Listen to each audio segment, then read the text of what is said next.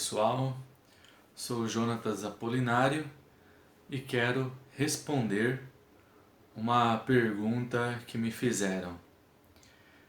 Quais as evidências do batismo com Espírito Santo? Então eu separei algumas coisas para falar a vocês respondendo essa pergunta. Quais evidências do batismo com o Espírito Santo? Então a primeira coisa, a primeira evidência é o arrependimento. O arrependimento é obra do Espírito Santo na vida das pessoas. Porque é Ele que nos convence do pecado. É Ele que nos convence das nossas misérias espirituais. São palavras do próprio Jesus Cristo. No Evangelho de João, capítulo 16, do versículo 7 ao 11, que diz assim: Todavia, digo-vos a verdade, que convém que eu vá, porque se eu não for, o Consolador não virá sobre vós. Mas quando eu for, vô-lo enviarei. E quando ele vier, quem? O Consolador, o Espírito Santo, convencerá o mundo do pecado, da justiça e do juízo. Do pecado, porque não crê em mim. Da justiça, porque vou para o meu Pai e não me vereis mais. E do juízo, porque já o príncipe deste mundo está julgado. Então Jesus falando a respeito da vinda do Espírito Santo após a sua morte, ressurreição e ascensão aos céus. E ele disse que o Espírito Santo é quem nos convence do pecado, da justiça, do juízo. O Espírito Santo é quem fala a nossa consciência a respeito de atitudes, de pensamentos que não são bons, que não são saudáveis, que não são honestos, que não são agradáveis a Deus. Então o Espírito Santo faz esse papel, que é o de falar na nossa consciência, nós mesmos, a respeito do pecado. Ele é quem convence, Ele é quem traz a necessidade de arrepender-se dentro do coração das pessoas. Então a primeira evidência de que há o batismo com o Espírito Santo ou a atuação do Espírito Santo na vida de uma pessoa é quando ela se arrepende do pecado cometido. O arrependimento dos pecados é o primeiro passo em direção a Deus, nosso Pai Celestial.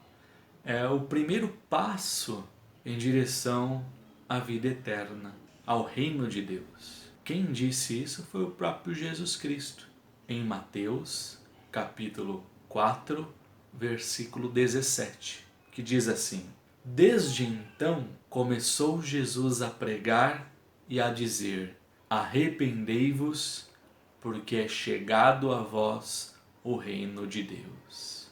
Então, o arrependimento é o primeiro passo em direção a Deus, em direção à vida eterna, em direção ao reino de Deus. E é obra do Espírito Santo na vida das pessoas. O arrependimento faz parte do processo de regeneração, do processo de novo nascimento para Deus. Uma outra possível evidência do batismo com o Espírito Santo foi o que Jesus ensinou em Mateus, capítulo 7, do versículo 15 ao versículo 20, que diz assim: Acautelai-vos, porém, dos falsos profetas, que vêm até vós vestidos como ovelhas, mas interiormente são lobos devoradores. Pelos seus frutos os conhecereis. Porventura se colhe uva dos espinheiros ou figo dos abrolhos? Assim, toda árvore boa produz bons frutos, e toda árvore má produz maus frutos. Toda árvore que não dá bom fruto é cortada e lançada no fogo. Portanto, pelos seus frutos os conhecereis. Então Jesus faz uma analogia, dizendo que pelos frutos das árvores você conhece que árvore que é. Então, se aquela árvore produz manga, então uma mangueira. Pelos seus frutos se conhece as árvores. Quais árvores são? A árvore boa produz fruto bom. A árvore má produz maus frutos. Então, os frutos que nós produzimos em nossa vida evidencia quem somos ou sob que influência nós estamos. Se eu tenho o Espírito Santo ou se sou batizado com o Espírito Santo, quais são os frutos que em mim eu devo cultivar, que em mim eu devo deixar que floresça e que assim evidencie a minha relação com Deus, a presença do Espírito Santo na minha vida. Em Gálatas, capítulo 5, versículo 19 ao 25, fala sobre os frutos do Espírito Santo. Diz assim: Porque as obras da carne são manifestas, as quais são adultério, fornicação, impureza, lascívia, idolatria, feitiçaria, inimizade, porfias, emulações, iras, pelejas, dissensões, heresias, invejas, homicídios, bebedices, glutonarias e coisas semelhantes a essas, acerca das quais vos declaro, como já antes vos disse, que os que tais coisas cometem não herdarão o reino de Deus. Mas o fruto do Espírito Santo é amor, alegria, paz, longanimidade, benignidade, bondade, fé, mansidão e domínio próprio. Contra essas coisas não há lei. E os que são de Cristo crucificam a sua carne com suas paixões e concupiscências, com seus frutos. E se vivemos em espírito, andemos também em espírito, nos frutos do Espírito Santo. Então aqui se encaixa muito bem a analogia que Jesus fez da árvore boa que produz bons frutos, que são os frutos do Espírito Santo, e da árvore má que produz maus frutos, que são as obras da carne, as concupiscências, as paixões deste mundo. O que mais seria uma evidência do Espírito Santo na vida de uma pessoa? O Espírito Santo testifica com o nosso espírito, testifica em nossos corações. Como assim? Testifica o que? Afirma o que dentro de nós? Primeiro, ele afirma dentro de nós de que somos filhos de Deus.